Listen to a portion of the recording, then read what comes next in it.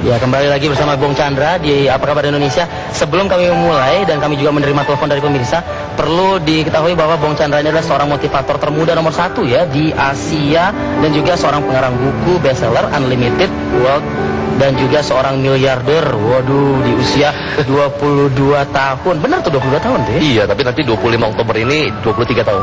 Begitu. Jadi ada beberapa bisnis juga kabarnya yang dilakukan oleh Bung Chandra. Ada bisnis influencer, ada juga bisnis pendidikan otomotif begitu Dan ya. properti. Dan properti. Ya. Oh, tadi makanya cerita masalah properti. Kita langsung menerima telepon nih, sudah Boleh. ada Pak Rudi. Pak Rudi, selamat pagi. Selamat pagi, Pak Bong. Selamat pagi Pak Rudi. Ya, Pak Rudi, ini di sini sudah ada Bung Chandra. Silakan langsung dengan pertanyaannya, Pak Rudi. Oh ya, oke. Yang pertama, Ya, Pak Bong dulu orang biasa-biasa saja, sekarang menjadi sukses, Pak. Mungkin detail saat Sharing lah gitu ya mungkin ya, apa? Pak ya.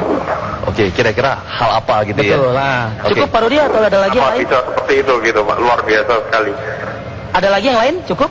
Terus yang kedua untuk mungkin di bidang Pak Bong adalah motivator. Ya. Tapi di luar itu apakah siapa Pak Bong? Mungkin yang properti itu dijelaskan sedikit.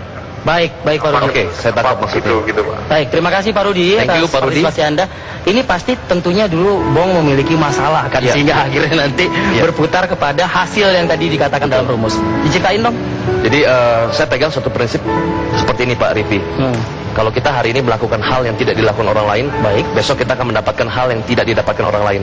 Ini motivasi awal saya. Jadi waktu saya 18 tahun, saya bekerja, saya pakai baju rapi seperti ini, tapi nggak jas. Ya. Masih naik motor. Tapi saya kayak gini belum jadi miliarder loh. Belum. Akan calon, Mbak.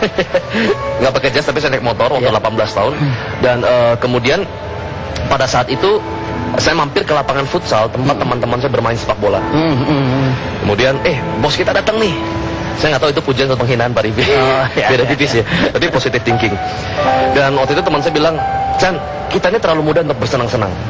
Kita ini masih 18 tahun. Waktu itu mereka bilang seperti itu. Tapi saya putuskan bahwa kalau hari ini saya melakukan apa yang tidak dilakukan orang lain, maka besok saya berhak mendapatkan apa yang tidak didapatkan orang lain. Dan saya pegang satu prinsip bahwa kepuasan terbesar dalam hidup adalah melakukan hal yang orang lain katakan tidak bisa kita lakukan. Nah, itu yang jadi motivasi saya. Dan waktu itu hati saya memang mengatakan bahwa saya ingin buktikan, tapi buktikan dengan kata-kata nggak bisa. Nah, itulah yang jadi motivasi saya, di mana saya berusaha dan memotivasi diri saya untuk coba bekerja dengan segala keterbatasan dan kekurangan. Apa pekerjaan waktu itu? Tiga yang pertama. Waktu itu saya coba mulai menjadi seorang sales. Dari hal yang kecil. Kemarin di minggu yang pertama saya sudah jelaskan, saya mulai dari menjual kue papa saya dari warung ke warung dan lain sebagainya. Kemudian menjawab pertanyaan kedua dari Pak Rudi yang bertanya, selain kegiatan motivasi, kegiatan apa lagi? Kegiatan lagi? Kami saat ini sedang mengerjakan 3 buah bisnis. Yang pertama adalah event organizer, kemudian properti, kemudian dan otomotif. Untuk properti kami sekarang sedang mendevelop satu perumahan seluas 5 hektar di daerah Ciledug. Wow, luar biasa ya. Tentunya itu tidak gampang ya. Bapak Tidak gampang usaha itu. Tidak gampang. Dan orang-orang lain pun juga pasti ada yang meniru seperti Anda saat ini kan. Amin. Cuman tentunya pasti ada lagi-lagi masalah yang dihadapi. Iya. Masalah modal tentunya kan, masalah tempat begitu. Bagaimana cara keluarnya mungkin? Kebanyakan orang sudah ada masalah, emosi langsung. Dan karena sudah bergelut dengan emosinya, lupa dia Logiknya untuk mulai berputar balik itu lupa begitu. Iya.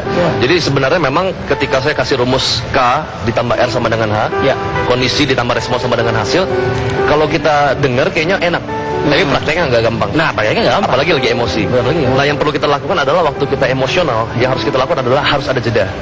Suatu hari ada seorang suami, dia adalah hari itu adalah hari pernikahan dia, hari ulang tahun pernikahan dia, dan dia sudah belikan bunga kepada istrinya. Dia pulang kantor sengaja cepat, nggak kasih tau istrinya, mau kasih surprise. Begitu sampai ke rumah, kok pintunya terbuka.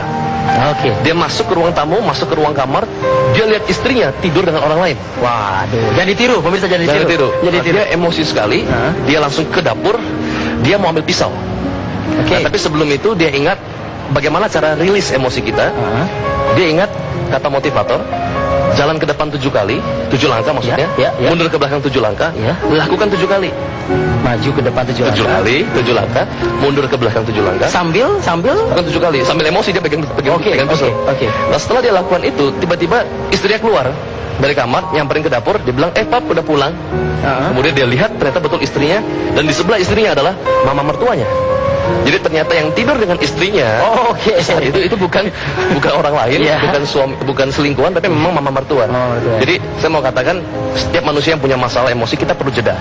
Jadi ketika kita hampir mau melakukan tindakan, sebelum kita bilang K ditambah R sama dengan H ya, Iya.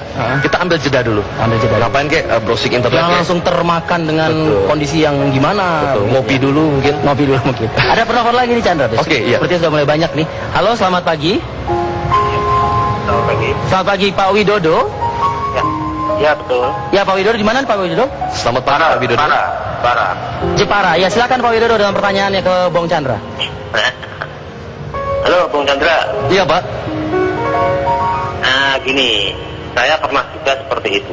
Dalam keadaan down tuh kita buat titip, kita bayangkan kita berhasil, ternyata berhasil. Oke. Nah, terus pertanyaan saya, Ya.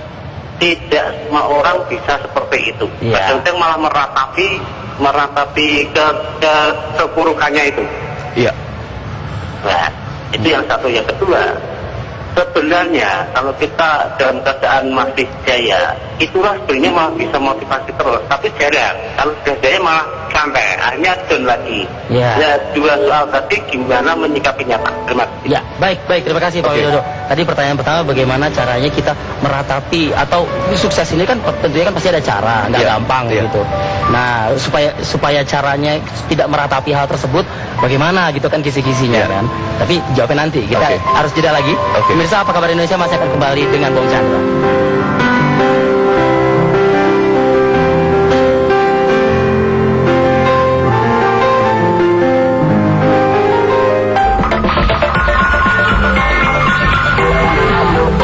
Setiap manusia juga ingin menjadi orang yang luar biasa.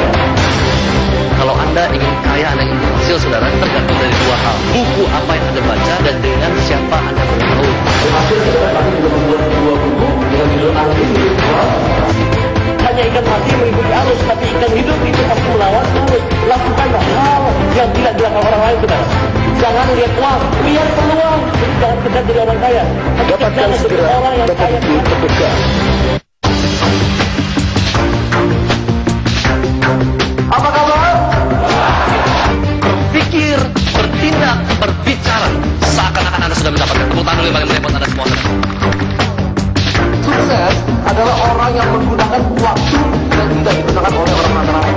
Bagaimana cara jadi magnet uang? Salah satu caranya adalah jadi magnet uang. Untuk informasi training dan seminar Bung Chandra 021 290 307 30.